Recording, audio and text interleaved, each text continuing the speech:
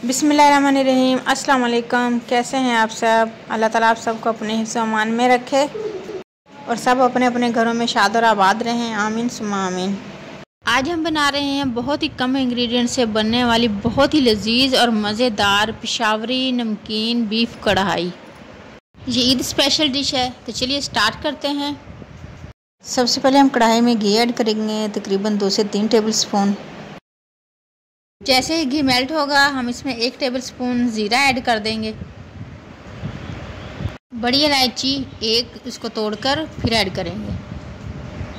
1 minute के लिए इनको कड़कड़ाएंगे। उसके बाद अदरक लहसुन जो हमने मोटा मोटा कूट लिया है तकरीबन 3 से 4 टेबल स्पून वो ऐड कर देंगे।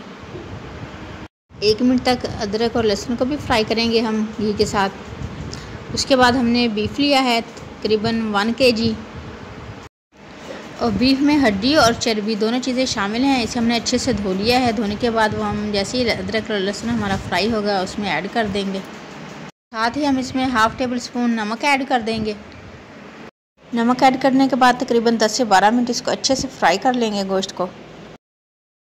जितने अच्छे से हम गोश्त को फ्राई करेंगे हमारी कढ़ाई जो है उतनी ही मज़े की बनेगी। हमें तकरीबन 10 मिनट हो चुके हैं इसको फ्राई करते हुए और माशाल्लाह बहुत ही अच्छे तरीके से बीफ जो है फ्राई हो चुका है। अब हम इसमें 1 गिलास पानी ऐड करेंगे ताकि बीफ की जो पीसेज जो हैं वो अच्छे से गल जाएं। पानी ऐड करने के बाद अच्छे से मिक्स कर लेंगे और इसे हल्की आंच पर तकरीबन 15 से 20 मिनट तक के लिए छोड़ देंगे। तकरीबन 20 मिनट हो चुके हैं। अब देखते हैं। देखें माशाल्लाह से कुछ हमने इसमें घी ऐड किया था और कुछ चर्बी जो थी गोश्त में वो पिघल चुकी है और थोड़ा सा इसमें पानी भी बाकी है। अब हम इसमें बाकी मसाले ऐड करेंगे। 1 टमाटर इसका हमने छिलका उतार के इसका पेस्ट बना लिया था और हरी मिर्चें 3 से 4 इनका भी हमने पेस्ट बना लिया है, ये ऐड कर देंगे।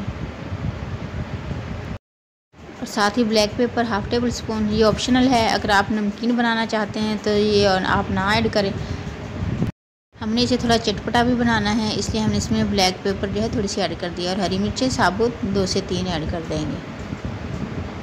अब हम इसे अच्छे से मिक्स कर लेंगे और दोबारा से इसे हम तकरीबन 10 मिनट तक फ्राई कर लेंगे।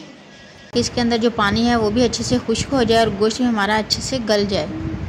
10 मिनट के बाद गोश्त जो है अच्छे से भुन गया है, इसका पानी बिल्कुल खुश्क हो चुका है और गोश्त में जो चर्बी शामिल थे उसका भी अच्छे से घी निकल चुका है।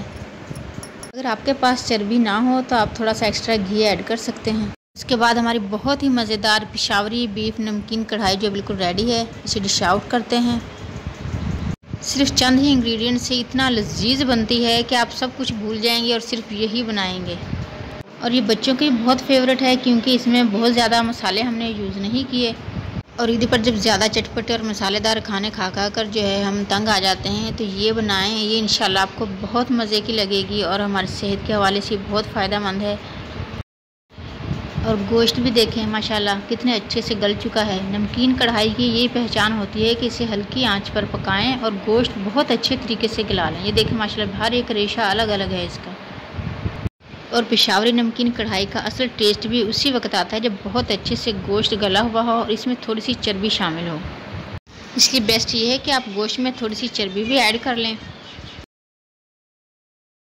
वीडियो अच्छी लगी तो इसे लाइक और शेयर ज़रूर कीजिएगा और चैनल पर न्यू है तो इसे सब्सक्राइब भी कर लें। आने वाली हर नई यमी मज़ेदार और टेस्टी वीडियो का नोटिफिकेशन सबसे पहले आप तक पहुँचे। सबको दुआ में याद रखें और सबकी दुआ में शामिल रहें। अपना ढेर सारा ख्याल रखें और नेक्स्ट ऐसी ही यमी और डिलीशियस वीडियो तक के लिए अल्लाह हाफिज़।